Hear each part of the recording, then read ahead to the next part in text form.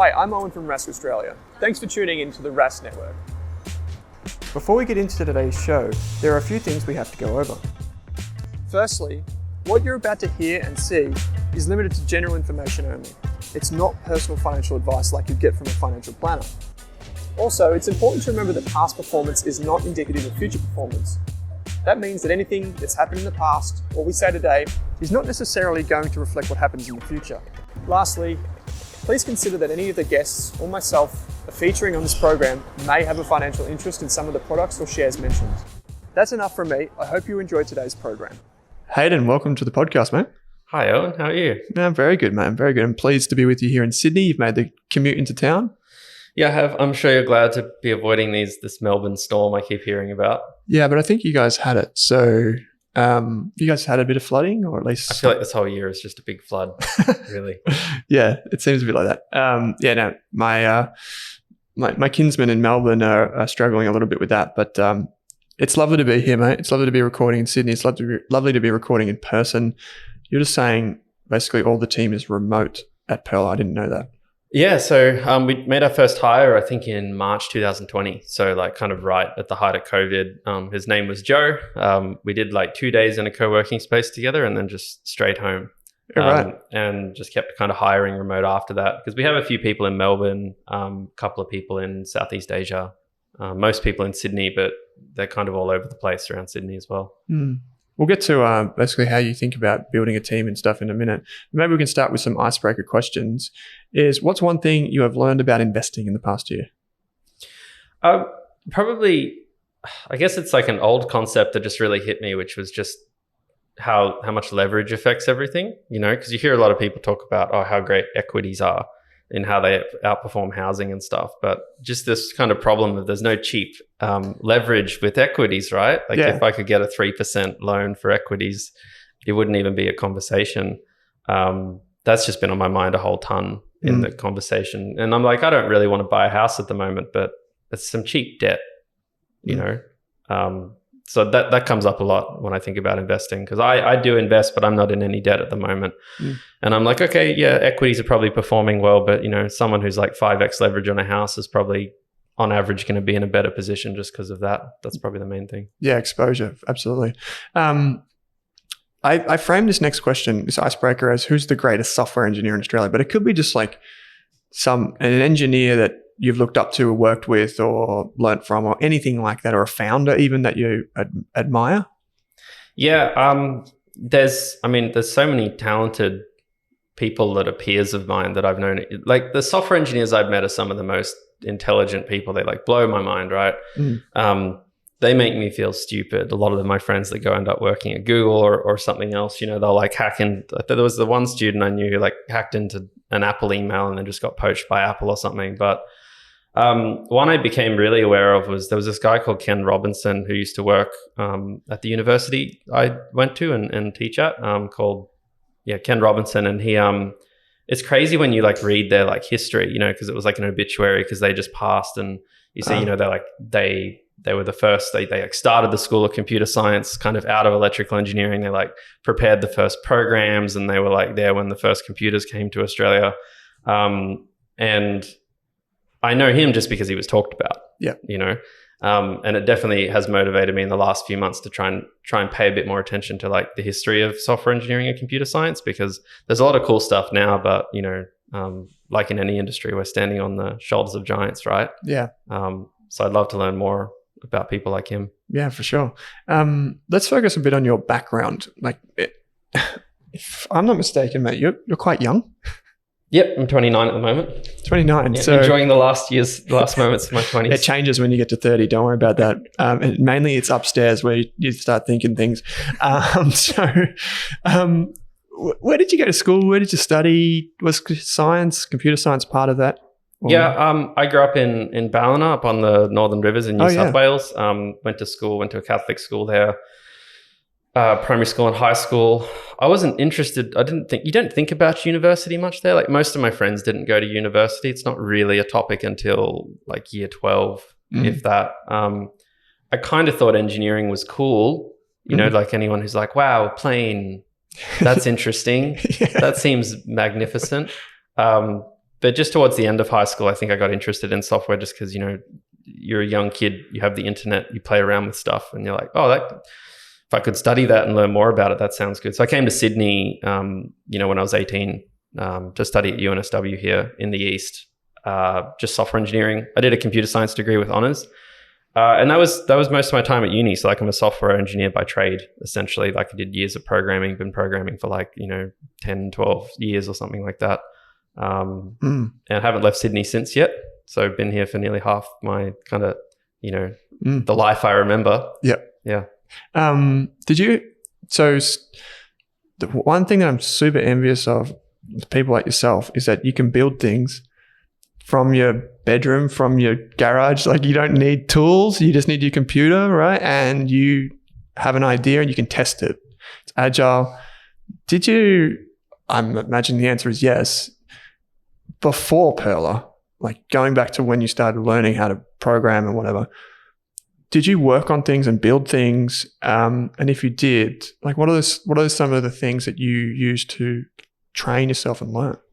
Build things all the time. It's a privilege to be in that industry, right? Like I've worked a lot with electrical engineers, mechanical engineers as well, and it's very different for them because everything's a compromise. Say you want to manufacture something, you have to go and pay for it, or you have to, convince someone to machine it for you or build it or order something. And software is this it's the good and bad part about software. You can just do anything most of the time, right? Like you're not really inhibited. What originally got me into software was, I used to play video games as I was a kid. I managed to stop that, and that's helped how I spent my life quite a bit. But there was this guy I knew from a website in Melbourne where they used to mod gaming consoles so that you could play like backups of things, right? And he was like, oh, I've got this problem every day. Like I collect credit card information and like half of the credit card gets sent to my email and the other half gets stored in a database. And he's like, I kind of have to go and copy and paste things in every day. And I was like, oh, that sounds interesting. And I just like kind of started learning how to program, and I kind of wrote these little scripts for him that would do stuff and it would like combine it together. And I remember it saved him about half an hour a day, which kind of blew my mind at the time because, you like stack that up, someone with kids, you're like, well, that's 200 days a year. It's like, 4 days of his life every year that he gets to spend with family. That's like the earliest memory I have of building something and being like, that was cool, and the impact you can have just from expressing yourself with software essentially. But like since then it was always like, build like little finder word things or games at school or, uni little side projects to scrape the weather because, just random stuff that didn't mean a lot, just in my personal time, like outside of uni or other projects. So when you left uni, you're going to have to fill in the blanks for me here. When you left uni, did you go into a professional career as a software engineer? No, I was too lazy, I think, deep down. I did intern at uni. I went to Microsoft for 3 months. I worked at Dolby in Sydney for 3 months. But I kind of got to the end of uni and I just was probably not in the best place. I was like, I don't know if I can get up every day and drag myself on the train. So I was like, what can I do instead? So I went and started a company with some friends called Compare Meals. And we were essentially trying to tap into that massive rush of HelloFresh, Marley Spoon, My Muscle, Chef. There's like 400% growth in these meal kits and meal delivery services. And we were just like, there's no like iSelect or Finder for them. So we were just like, we'll just build a website and we'll scrape a bunch of data, put it up, help people figure out what they want. And then we'll just sell the space to the companies, and we'll sell it like whatever, half of whatever Google charges for ads. And that went okay. We just ran out of money and got fatigued. It was kind of a lesson in doing too much in a startup and not having enough capital, because then you just got a burden to maintain and like no capacity to grow. So that ended up kind of like fizzling out. But that was the main thing I did between finishing uni and starting Perla. Let's transition to that then. How did you meet Kurt and Nick? Like, how did this come to be? Yeah, so I met Nick through Kurt because Kurt used to work for Nick as an intern, I believe, because Nick's a little bit older, like, less than a decade, but several years older.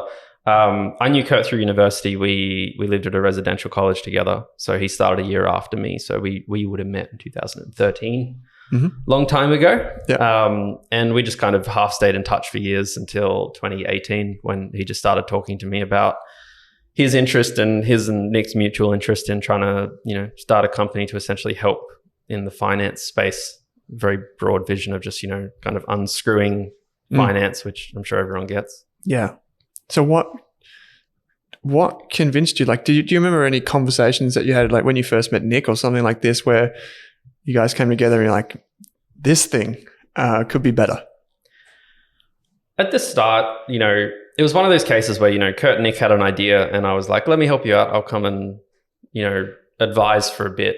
Because I know how hard it is to start a company without a tech background, particularly like a tech company. Yeah. And then just, a couple of months after talking to them, I was like, well, I've kind of finished up with this. I'm bored. Let's go. Let's like make this thing happen. But I think the motivator was, especially the latter years of my childhood, family was quite poor and in a lot of debt. And same throughout uni. I never had quite a lot of money.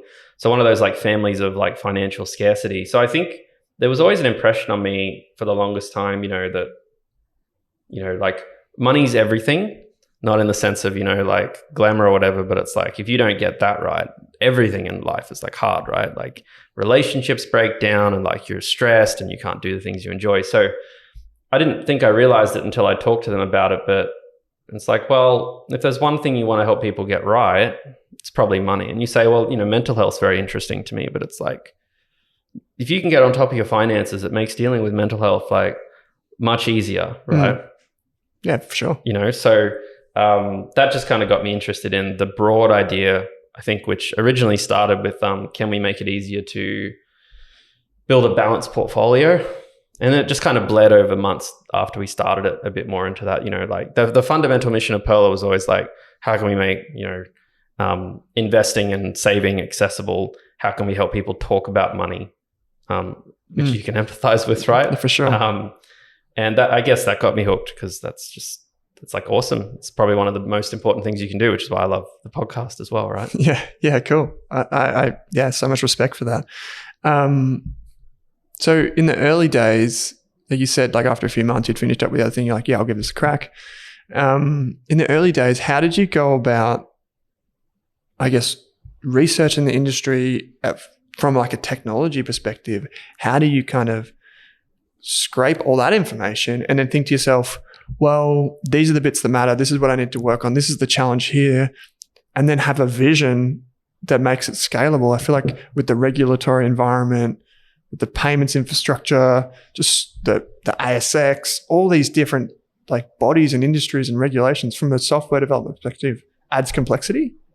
Yeah, it was a new ground for me, right? Like I'd never worked in finance or anything legal. I was probably 20, 25, just basically being like, I'm about to go get a job at Google. If they take me, you know what I mean? That was the space I was in. One thing that shocked me the most was I expected building a finance app to be a lot more getting approvals. I didn't realize it was more just like, here's the rule book. You just have to follow it, and someone will find you eventually if you don't.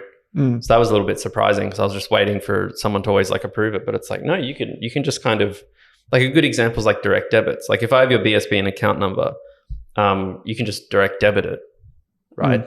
But eventually you'll get caught, and that's like the problem. So that when people talk about, oh, it must be hard with the regulation, they talk about it as if like, it's like some onerous process of years. And it's like, no, like you can do a fair few things pretty easily. You just have to make sure you do them right, which is a bit stressful.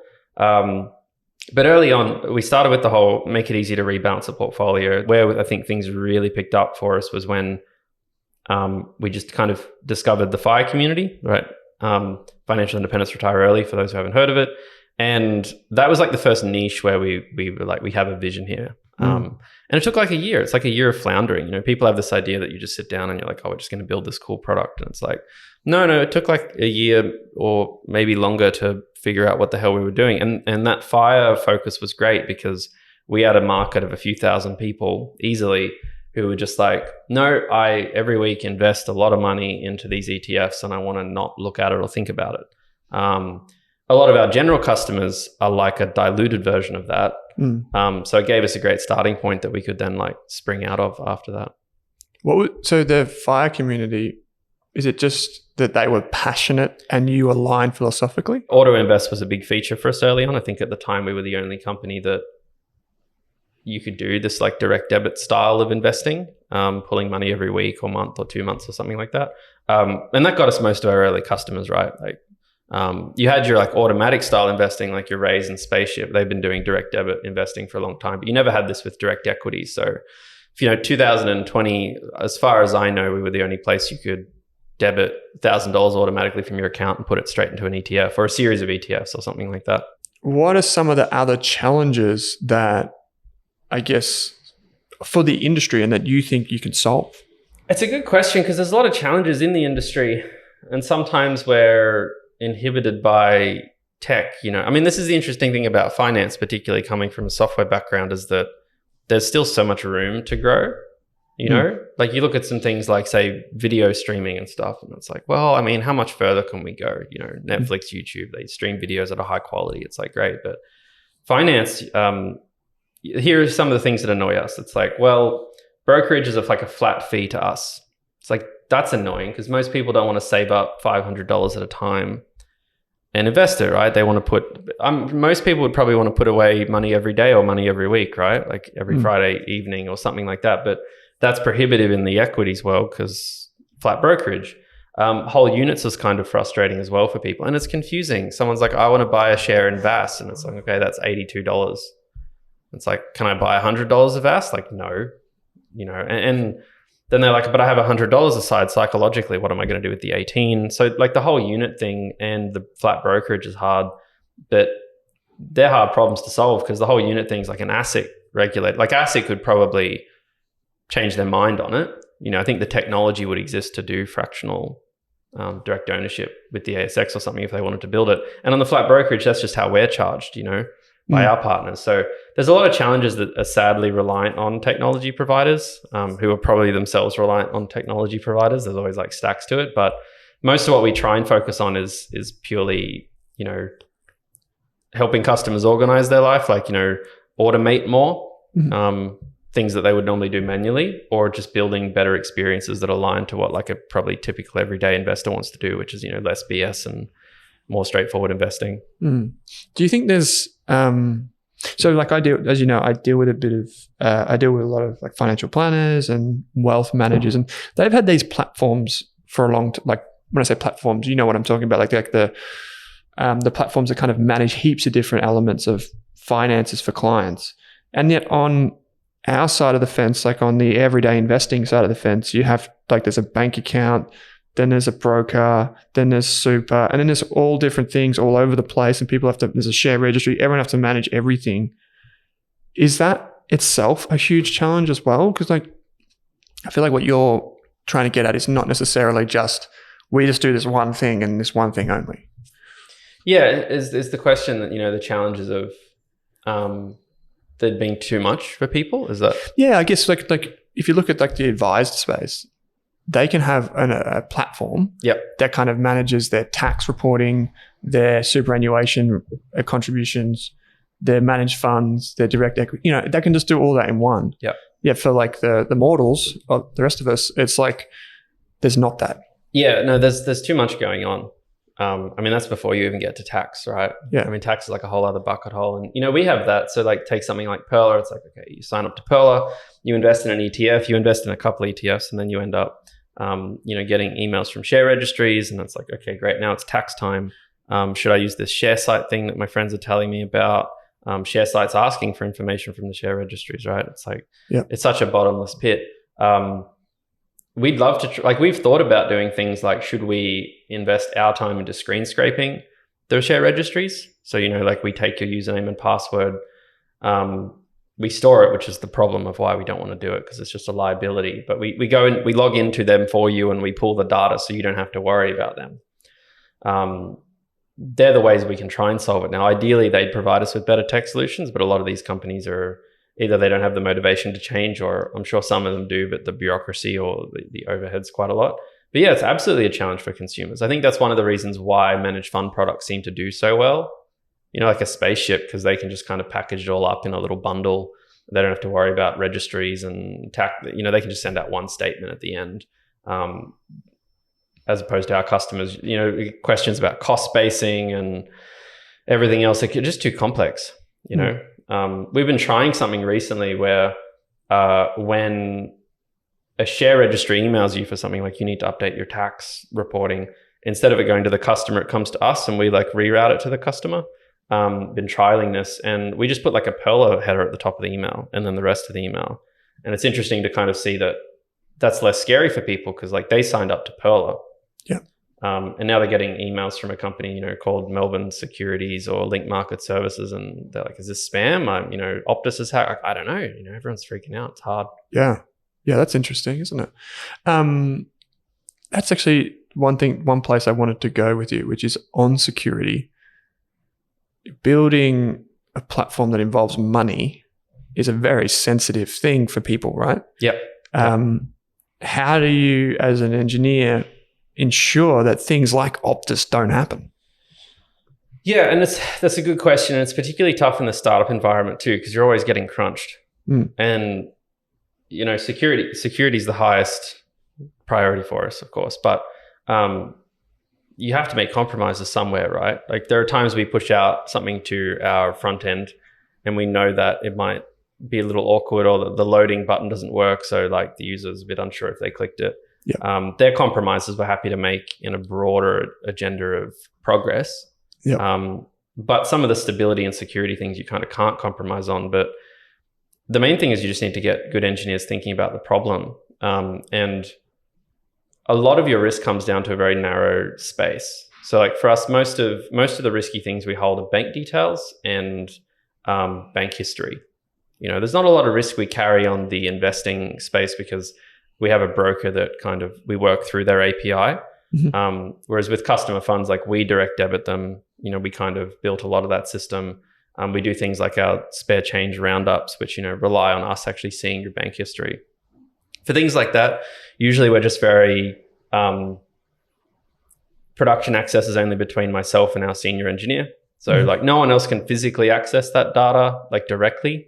We only ever access it on work laptops like this one, hardware security, things like that, just like reasonable steps. And I think I'm very lucky too that, coming out of that software engineering space, I have countless friends who, they'll be like the head of DevOps at,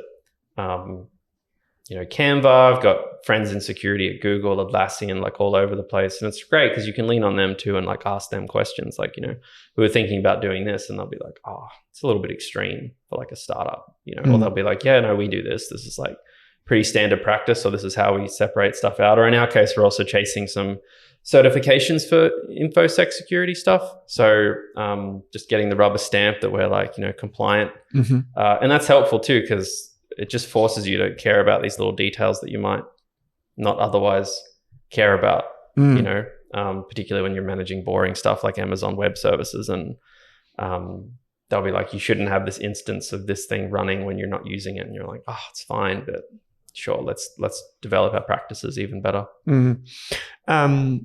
Okay, so there's a lot of questions, obviously, as someone who just loves this stuff, but I'm hoping you can tell us a little bit more about some of the unique challenges that you're excited about. So like things, tools, products, services that you're excited about, but not just what they are, but how you go about solving them.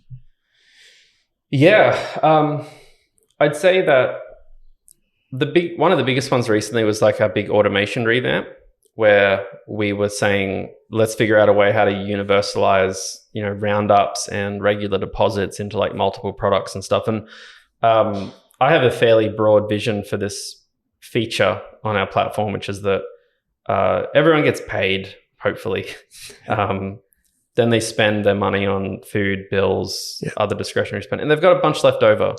And we want to get to a point eventually where Perla comes into the equation is from that bunch left over to the rest. So I'm trying to spend some time at the moment looking at a product where you can just give us your $500 a week and not view it necessarily as like, it's all just for like, I'm going to deposit it into Perla and then buy an ETF, but actually like, I'll give this to Perla and I'm going to tell Perla that I want to send, half of it to my pile of ETFs, and Perla will, intelligently rotate through them when purchasing that. And I want to send the other half to like my savings account because, savings rates are approaching 3 to 4%, right? and just get people in that mentality of like, I can help manage my wealth building with Pearler. We don't want to be a bank, right? Some people always think you're just like, oh, you're trying to be a bank, but it's like, no, we don't want to deal with transactions and all that other mess. It's like everything you have left over that you want to grow, let's help you take care of that. That's like one area. And most of that was just figuring out kind of system design of getting that right. How do we take money in and split it up, and how do we record that? When you do a lot of system design, particularly I think in fintech, there's a lot of how do you build something where you can investigate things later? Like early on when we built systems really quickly, someone would be like, I deposited money yesterday, but it didn't go through automatically and buy VAS. And we'd like look back in the database and we go, not too sure why. We didn't record a timestamp of when this was received or something like that. So there's a lot of time spent in like, how do we leave like a great paper trail for ourselves so that when things do go wrong, we can see exactly what happened. Probably more interesting and recent things we're working on in the product space are around things like goals and insights and rewards and community data. We're really trying to drive up the engagement. So how do we have it so that every time you log in, we want to give customers like a little insight into some information every time they log in. So it might say, you've deposited 30% more than people your age this month. Good job. Or like, congrats, you've made your 10th investment or things like this. So, and then we think, well, we know the goal, that's pretty clear. We want to make customers smile. We want them to feel good logging in. We want them to come back tomorrow. So then you ask yourselves interesting questions like, well, how often will they see this? Is it a new one every time? What if they log in 10 times a day? There's a limit to how many you have here. Yeah. So then we look at an approach that's like, well, let's just come up with, say, 50 of these stats and we'll display one a day. And you think, well, should we display randomly? It's like, well, probably not. Let's display them for every person. That makes it more shareable for our customers too. So they see a cool stat, they can say to their friend, like, log into Pearler, check yours. So that's where this one's heading right now. It's like, okay, every day someone logs in, everyone logs in, they get the same kind of stat. It'll be like that till the next day. We have 50 of them. We rotate through them. So after like the day 51, we go back to the start. If it's a popular feature, then we start adding more on. And then how we build that, we have to build it very carefully. So like right now, as of today, we've kind of pushed this feature out under like a hidden flag. So we have a little secret dashboard in settings, if you look really closely, where you can turn on all these like secret features. Yeah, I've turned all of them on. Oh, good. Yeah, exactly. So one of them will be going out overnight for that. And we only have 3 stats right now. So it'll just rotate on like a 3-day rolling basis. And we'll usually do something like that. We'll shoot it out to a bunch of customers. Some people just find it naturally too and share feedback. We rely on a lot of passive feedback because our customers are quite engaged. And yeah, if we see traction with it, we'll start investing more than that 3 and keep going up like that. So there's a lot more, but thought I'd go deeper on one of those in terms of like how we think about something we want to solve and how we try and bring it to market. How about with investing for kids? Like that's something that's super popular in the Rask community. And everyone's looking for a better solution all the time to just think, why is this so hard? Well, what's this, this, that, and the other? How do you think about that? Yeah, it's an exciting space because, parents love investing for their kids, right? I think more than for themselves, to be honest. Exactly, yeah. People are quite selfless in a lot of ways. But so we've been working on this kids app, which we're hoping to release soon. And it's essentially a standalone app. The way to think about it is like a separate app that is just a different skin on Pearler, like a Pearler Lite. If anyone's ever used like Messenger Lite or something like that, it's the same Messenger, same chats. But it's very geared towards parents. So it's an app designed for parents, not for kids, because if you design it for kids, you kind of narrow yourself down. Yeah. The way I describe it is it's like an app that is designed for parents on their parents' phone, knowing that most kids kind of use their parents' phone. They like open it up and they like poke some things and they play with stuff. Yep. So if you're 3 or 4 years old, they can kind of play with it. They're not going to break anything. If they're older, they might check it now and again as they're a bit more engaged. But fundamentally, it's just parent downloads the app. They like specify the kids that they have. They're like, well, this is what they're saving for. This is one of a few different managed funds that they can invest in. And the way we've set up the funds is that each kind of option in the fund is like a single ETF. So obviously, again, many customers are familiar with like Raise and Spaceship as products. We do a similar thing to them, except we don't have these complex portfolios. So for instance, we have I think we have like a tech option like Spaceship does, except it's not managed. It's actually just NDQ, the share, the ETF, right? Yeah. So, a parent can choose something like that. So they'll choose like NDQ, and then they can just put $10 in a week. They can put $10 in for all their kids a week, and we'll distribute it. Another thing we've been looking at with that is like giving actually extra pay IDs for the kids to give to like family members. So you could actually like give a pay ID out to like, uncles, aunties, grandparents, something like that. And they can pay in for Christmas, so a little message and say like, Merry Christmas or something like that. So it's really just a package of a managed fund, Spaceship Raise style kind of thing, except super simple and targeted for kids. And one of the things we're trying to focus on is actually letting that managed fund be opened up beneficially for the child, right? Because I do believe there's products out there like Spriggy where you can actually invest for kids, but as far as I know, Spriggy is like for an individual, for an adult. So it's just like an adult investing account, but it's like positioned as for children. Whereas we're trying to go down the route of the child actually owns this money. Or more specifically, we're trying to give a choice, because like there are lots of parents out there who want to invest for their kid for a couple of reasons. One is like philosophically, like if it's their money, it should be their money. And then secondly, if you invest for them beneficially, when they turn 18, you can give them the money without triggering a tax event, right? But we also know there are parents out there, and my mum would have been like this, who are just like, I want to invest for my kid, but like I'm financially a little bit scared, and like life's scary. Anything could happen. Like I could lose my job. I don't want to lose my job, and then we have to move out because I can't touch like the $10,000 I've invested for my kid, and then I'll screw my kid's life up. Yeah. And so, we're trying to let them have both options. So that's kind of up to them whether they want to invest in their name legally or in their kid's name legally, but it's the same experience. It's I feel like that's a huge, it's not a problem, but it's just like a huge challenge, and it's a really positive challenge to solve. We want to be positive with it. And again, because we're a startup, we try and build everything quite lean, which sucks sometimes because we had this really exciting idea that we were like, you're probably familiar with Tamagotchis. Yeah, right. And my sister had them a lot. I never had one, but I was witness to it quite extensively. And remember, you had to feed it. Yeah. So we were mine always died. Yeah, exactly. So we thought a lot about maybe we should build this app with like, I think it was called Fido, the finance dog, where like you had to feed Fido like $5 a week. And if you didn't feed him $5 a week, he died, kind of thing. So, like encouraging kids, like you have to feed the dog, and, like how's the pet healthy? Then we were like, it's too much effort for day one. And we were also like, I don't know at what point that becomes a problem for like, if the dog dies. Yes, if the dog dies and then the kid's sad and then someone was compelled to like put money in, finance can be scary with some of that stuff. So that's like a future hope one day. Yeah. What was the name of the budget tracking app that closed down recently? Pocketbook. I don't know if you told me this, Nick told me this, or someone else told me this. Maybe it was an email. I don't even know how I figured this out. But I heard that when that closed down, it just so happened that you happened to be working on something like this.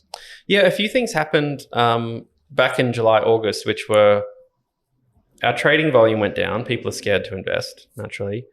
Interest rates went up, which is correlated. People were starting to save more money, and there was more conversations about spending. I'm not sure if you noticed this year at all, people, tightening their wallets. So, definitely. Yeah.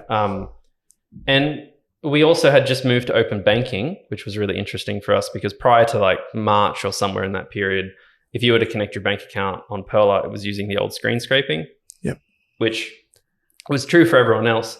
But when we moved to open banking, we thought this is quite interesting because we can actually get everyone on this now.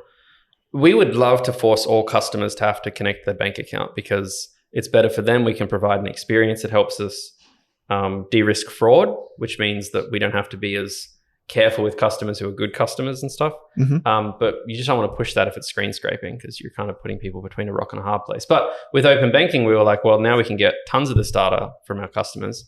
And that was another factor. And then when Pocketbook closed, we thought, well, God, we've already got all these people's bank account connections. We're already scraping a bunch of them for our Roundup tool. People are quite spending conscious in general. Let's really sink our teeth in and try and build something in that space, like an actual spending tracker is probably the best summary description of it. Formerly, you call it like a personal money manager or something like that. But yeah, we were definitely looking to kind of create something like Frollo or Pocketbook. And we still are working on that at the moment. It's fun. Yeah. So here's a question. Like a lot of people hearing this, and probably like I know a lot of software engineers listen to the show. You've got like all these things you're working on, and we'll get to the team in a minute. But how do you decide what is worthwhile and what is not? It's a lot of Nick and I probably figuring out what's worthwhile or not. I mean, generally I'd say that, Nick, our CEO, he's got an exceptional business mind, and he knows how to kind of get a sense of what's important.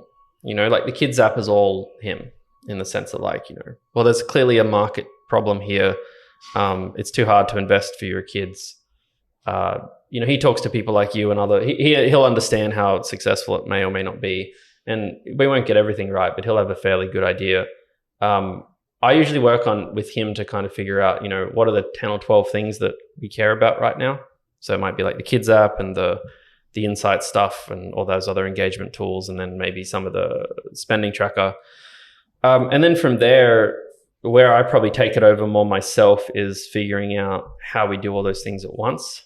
Because we do have a team of like 9-ish engineers, and there's it's a very subtle balance, because one of the problems is, it's like, that phrase, it's like you can't have what is it? It's like 9 women can't have a baby in a month. Yeah, the old Warren Buffett thing. Yeah, you can't get 9 women pregnant and have a baby in 1 month. Yeah, exactly. And it's a bit like that with software development sometimes, because, people get blocked. They run into bugs in their own space. They get, like writing code's hard, right? It tires you out.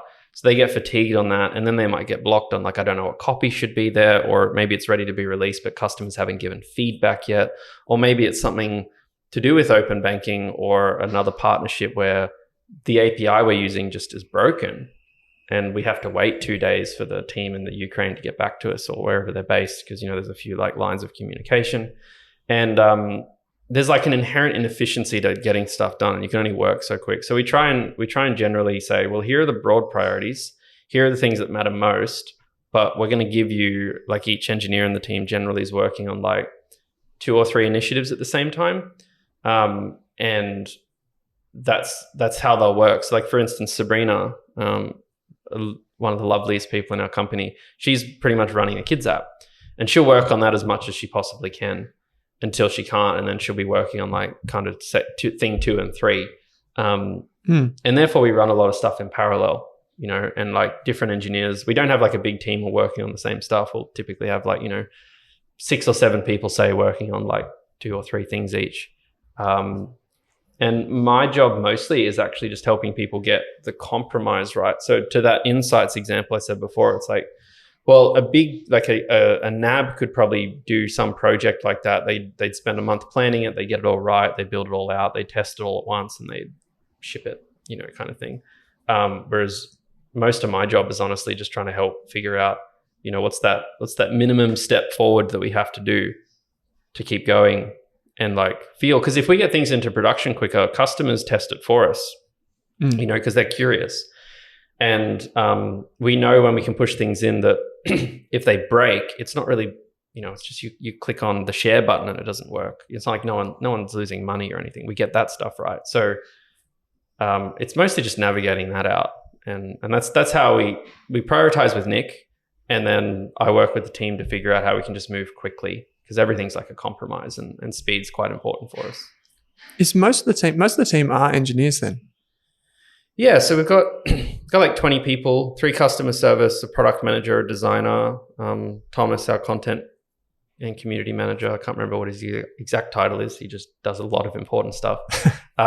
This way, we got a recent head of marketing. We have a commercial officer now who kind of does like half HR, half commercial stuff. And then like 9 engineers, I think. So yeah, nearly half the company. Yeah, it's like quite a lot. And they're all quite young. Their ages, I think it's like 21, 24, 24, 25, 25, 27, 33. I'm 29. I probably missed someone there, but it's all like approximately. They're all quite young. They're all quite like a few years out of university. So software engineering at the moment is obviously a very expensive profession. Even for young people, it's incredibly well paid. Yes. There's a lot of jobs. It's a very privileged sector. Yeah. Yes. A few questions is, how do you attract talent? And then B, how do you make sure you're getting the right person? Like, what tests would you do? Do you do anything that's like interesting for your profession in the hiring process, or how do you think about that? Yeah. I mean, software salaries are crazy. Like, we pay our junior people somewhere between 90 and 100,000 a year. I've a friend that just got their like 20 job offer at Google. It's like 160,000. So it's very hard to like attract talent just in a monetary sense. Most of the people we've hired have been out of personal networks. I've taught at the university for a long time. I still lecture there. So, if a student has studied computer science at UNSW since 2019, they pretty much had to be taught by me at some point. That's very helpful just in terms of like the immediate meeting people, but then also like a branding element of just, people talk about it and it's like more legitimate, because it's hard to get traction. Because the other thing is big tech companies kind of like crush small companies because they have so much money and PR. And students are crazy. They're like, if I don't get a job at Canva or Google or Atlassian, like, what even am I? Because that's like what people are talking about. There's like maybe 10 companies that everyone wants to work for, which sucks because the space is huge. Yeah. There's so much cool work everywhere. But mostly it's just pulling them out of personal networks.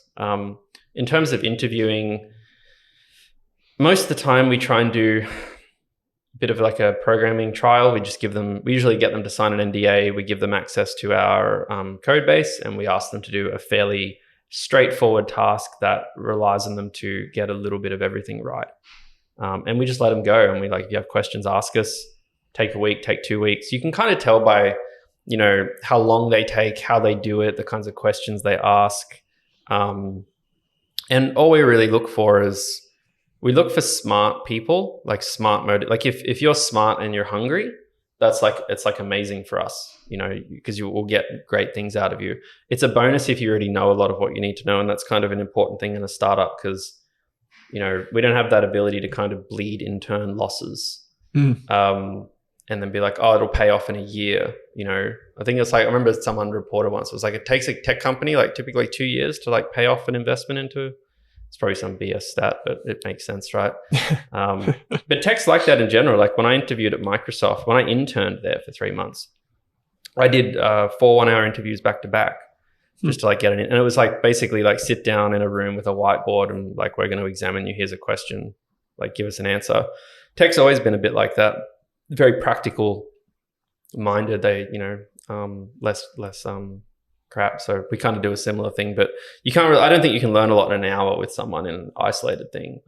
But you do that. You have to do that at scale because it's the only way you can interview. You can't do programming practice questions. Yeah. Give you 2 weeks and we'll give 500 people this. Yeah, exactly. It's not feasible, but that's how we like to do it at the moment. And it kind of makes our lives easier.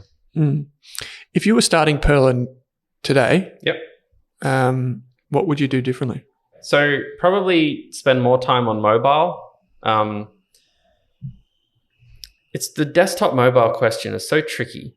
Like we have a lot of customers that love that we have a desktop app because finance and particularly investing, people still like to click on their laptop. Sometimes they'll just be lying in bed. They don't want to pull out their phone and feel cramped about what's sometimes a very complicated topic. But we definitely kind of sat on desktop too long. We've recently started releasing like an actual native mobile app. We've always had a mobile app, but it's essentially been a web wrapper. Yep. And we do that for efficiency. A lot of companies do that, but we've actually bitten the bullet now and said, we've actually done something really interesting with the mobile app, which is that you kind of have this choice when you build a mobile app that's like a web wrapper, just packaged on the App Store, or you build it in like a tool like React Native or Flutter or something where you build it in one code base and it gets deployed to all the stores, or you've got like your iOS and Android like native apps, which like banks tend to do because you get like a high degree of control. That middle one's really popular because it's so easy and you get these amazing apps because that middle one, React Native, it actually builds into the underlying native apps, whereas like a web wrap is still just a website, which is why it always feels a little janky. Like if anyone's used the Perler app, it's like, it doesn't feel like spaceship, you know? Right. It's not quite the same. So what we've started doing is we've actually gone and created a proper React Native app. We built our dashboard fully in React Native. So the dashboard you see on the website and the dashboard you see in the app are actually like coded separately. They're like separate code, Right. which is why people don't do it, because it's painful. Yeah. Because you got to Do the update same everything thing twice. Yeah. And, there's ways around it, but you might miss something and then, you double your surface area. But we've packaged it in a way where if you imagine the Perler app is like 20 different pages, we kind of have them so you can like slot one in and out. So it's like on Perler right now, the dashboard is a native item and the rest is a website. And we're going to slowly be pulling out one website page at a time and replacing it with like a native app. So just over a 12-month period, we can kind of improve that app and give a better experience, which is much better too, because the alternative is you work on this massive app for months. Yeah. And then you have to test it really thoroughly because you've got some big launch coming up. But we've just tried to take that more piecemeal approach. I think I got sidetracked there on it. No. So who else would there be changes that you would have made? So that's from a tech perspective, like mobile before desktop. Is there anything else you would have done differently with the team or the way you set up the business? Broadly, I think because it was very organic, I think we did a good job. Sometimes I wish we invested into content and community a bit more and like education early on. Because that's kind of where you get your really sticky customers. I wish we ran more events. COVID kind of killed that a bit. Like we ran a couple of events where I think we ran this one in 2019 where we did the premiere of Playing with Fire. It's like a US documentary. Okay. And we just ran it in a lecture theater and we had like 300 people turn up. This is like a year before we even had a product. Cool. So I wish we did more stuff like that because that was fun. And that's kind of where you get your engaged customers. And engaged customers are just, they're worth their weight in gold. They make your life easier. So that one's definitely pretty massive. I think that I probably wish we might have jumped into the US stocks a little earlier because US stocks work well with micro investing because you can buy like, $10 of S&P 500. And most Australians seem to not like investing in US stocks directly too much. But that would have made life easier for a whole bunch of customers, I think, particularly those who are like, I don't have $600 to save up. That's probably a couple of the main ones. How about, let's think about it differently. What's one thing that you are really proud of with Perler? I can be a very negative person in my own head, so I have to think very hard about it. We all are. We're all very hard on ourselves, aren't we? The team is probably the craziest thing is that we have more women signed up to the platform than men, just in a legal gender sense, because that's the data we get with our identity checks. And that's always been so interesting because, like in the finance space, that's hard to find, particularly on like a broking platform. And our team is, I always have very transient feelings about quotas. I've had years of my life where I've been all grumpy about them and years where I've been very affirmative action all over the place. But, we have a team that's about half women. We have a team that half have young kids. Probably half of them have, a fairly non-trivial ethnic background. And the other half are like me, very boring. And it's been incredible seeing that just balance of culture and personality exist. I'm probably mainly just proud of that because it's like I think it demonstrates that you found a crowd of probably pretty nice people building a nice platform that seem to get along, right? And the weird thing is we never really set out to actually get an engagement from women like that. We mainly set out and were like, kind of think of Atlassian slogans and stuff. It's like, don't be a bad person, yes, right? Yeah. And that's just been great because we were just like, let's just not make this alienating. Let's not use big words. Let's not make things harder than they need to be. Let's keep things simple. And yeah, it's just really nice to know that you've kind of touched into everyday people because that's kind of, that's the end goal of Perler, right? Like, we don't want to be one of those like trading companies where you've got like 100,000 users, but they're all like, cashed up young boys trying to make a quick buck. It's like, if we see like single mums from, I was going to say a random regional town, but Orange, Bathurst, Ballina, whatever, right? Yeah. And they're like, oh, I got into investing and I've, been saving $100 and, it's gotten me engaged with my own finances. And like over a 20-year period, that was the starting point. where, you know, they kind of made the difference between having some wealth when they're older or not. Like that'd be the most amazing thing. And we're seeing the early stages, I guess, of that engagement now. That's so great. Yeah, it's brilliant. And I think I said this at the Perla event earlier this year, like even just the subtle things, a lot of people probably, unless they're in positions like you or I, they probably don't notice this. But even one thing that caught me really early on, like I was like, what's this Perla thing? You know, and I checked it out and I'm like, the chart for this, I think it was Telstra at the time, was like 10-year chart. And I was like, not many brokers or platforms show you a 10-year chart, right? And it's just it's a little psychological thing to try and augment your view to like, this is long-term investing. And it's against the traditional concept of what is brokerage and platforms, and those things aren't lost on me. And I think those are the things over the long term you'll be proud of, because you'll see the fruits of that. Maybe not straight away. Maybe people will be like, I don't want to see the 10-year chart. Give me the daily chart, you know? It's a long bet, because, you know, we're a commission, like we make most of our money off commission. Yeah. So the reason that a lot of companies will give you intraday charts and everything is because they're trying to motivate you to click that button more, because they make money on the buys and the sells, right? So, you know, we've kind of taken a product approach that's somewhat antithetical to like the short-term business model. We don't make a lot of money per customer because a typical customer comes in and invests, I think, once every 2 months or something like that, or twice a year. I can't remember the exact number. It's not a lot of revenue, but we're banking on a business model that works for lack of a better phrase, like every Australian, you know? Because you do max out the number of people that want to trade and want to like look at those charts. There's only so many of them. So if we can actually hit scale and get this product like in the hands of as many people as possible, then just from a financial sense, the business will keep thriving. You know, we're not like a tech tech bro company that can survive with like 30, 40,000 customers, just based on commissions and them making killings and probably losing a lot of life savings. So yeah, it's definitely very different the way we have to build the product, or the way we want to build the product. Yeah, for sure. We've got a couple more questions for you, mate. The first one is, this doesn't have to be a finance brand or whatever, but what are some of the companies that you look at from someone who's built something really impressive and you think, wow, that's really impressive. I really like what they've done there. Are there things that jump out to you? Yeah, I mean, on a more nerdy product, I'm not sure if you guys have used it. There's a product I've always loved called Airtable. Yeah, I love Airtable. And I remember just using it. Slack was a bit like that in the early days. I remember just using it and being like, damn, okay, this is it. Yeah. Yeah. You know, like, okay, this solves all. And every time there was something else I wanted to do with it, it just worked. Yeah. I was like, oh, wow, cool. This is like an easy way to store data. It'd be cool if, oh, wow, I can make a form for it. I'm like, oh, yeah. It's like, oh, they have an API for it. Yeah. I'm like, oh, I can automate this. Like we built our reimbursement system in Airtable. It took like 10 minutes.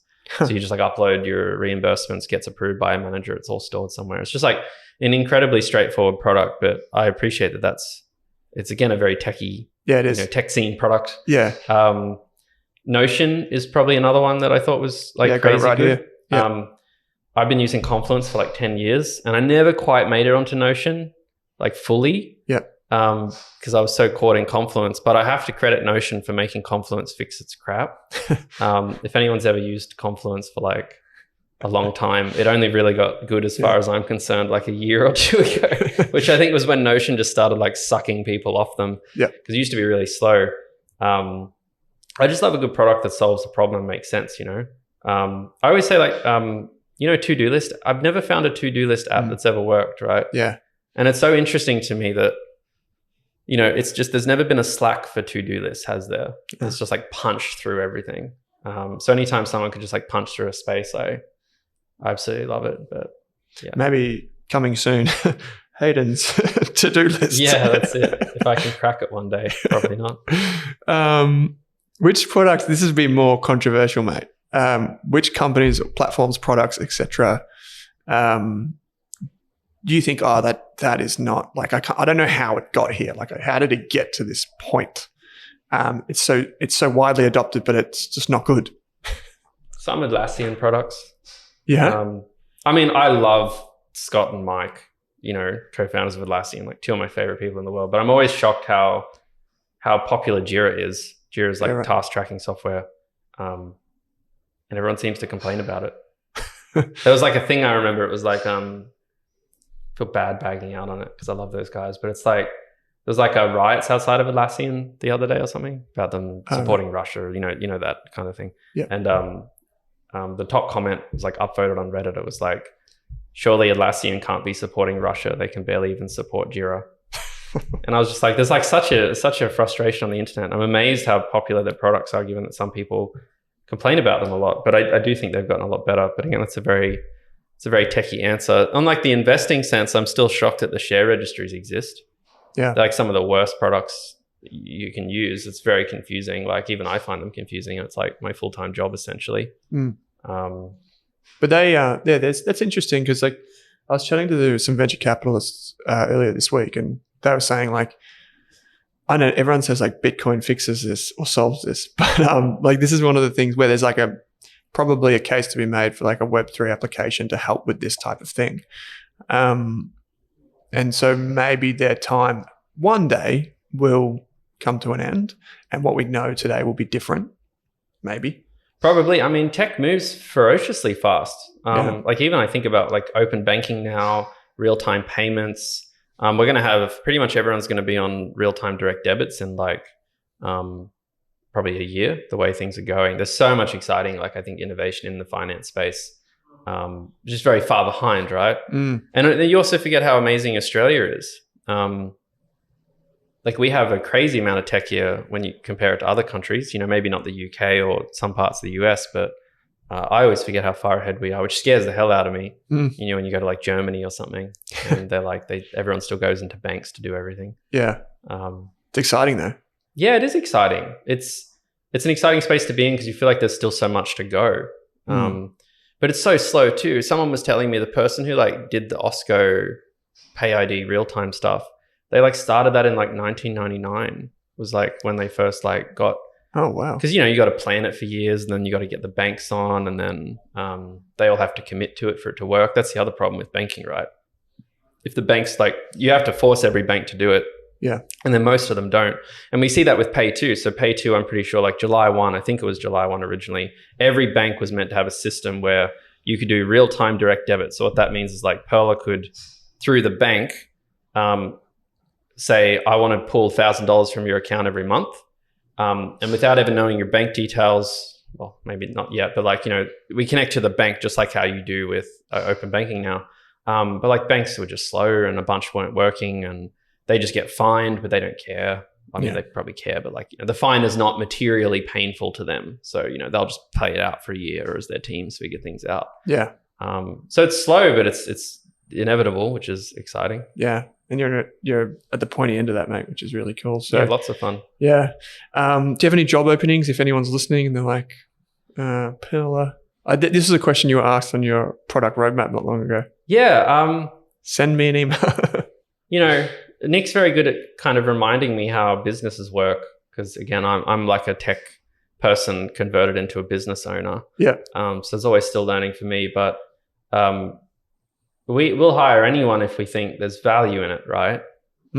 Sometimes there's not value because of their background specific to Pearler. Sometimes they're really smart people who are just the wrong fit for Pearler. Sometimes there are incredible people who we just have enough of. Like we have enough junior engineers at the moment. Junior engineers are great because they're cheaper and they're motivated, but the overhead of managing them is higher. But we just love people reaching out. There's always like, we had a customer reach out and tell us how much they love us and how much they love to work for us one day. And they just gone and built like their own little kind of portfolio tracker tool. And we just jumped on a call and they wanted to show us the tool.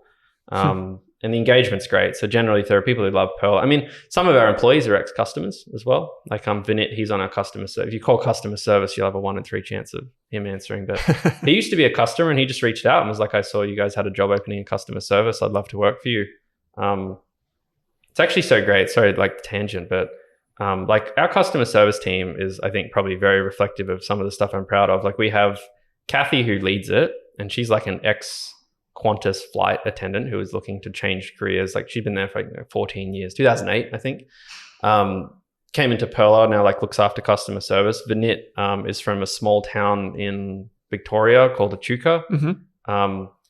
Used to work, I think he was a cook, something in kitchens. He worked in hospitality in the back. And he was just looking to make a transition into tech and had a passion of tech.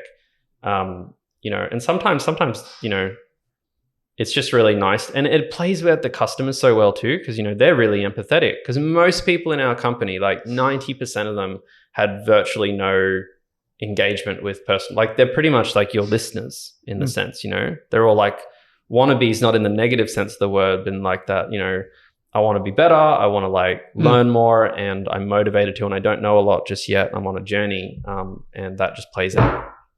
That plays out with our customers quite well, because the way they care about customers, or the way they think about what they need and what they need for support, is like, it all just kind of naturally works if you get the right people. But yeah, if people can reach out anytime is the point. Yeah, no, I love it, mate. Your passion is clear. This is a really good chat. Just hearing, like, even back to when you could save a friend 30 minutes a day, from those things to now doing that at scale with tens of thousands of people. It's very exciting. Yeah, it's super exciting stuff. So I'm really keen to see where you go from here. And I really appreciate you taking the time out to join me today. No, anytime. Thanks, Owen.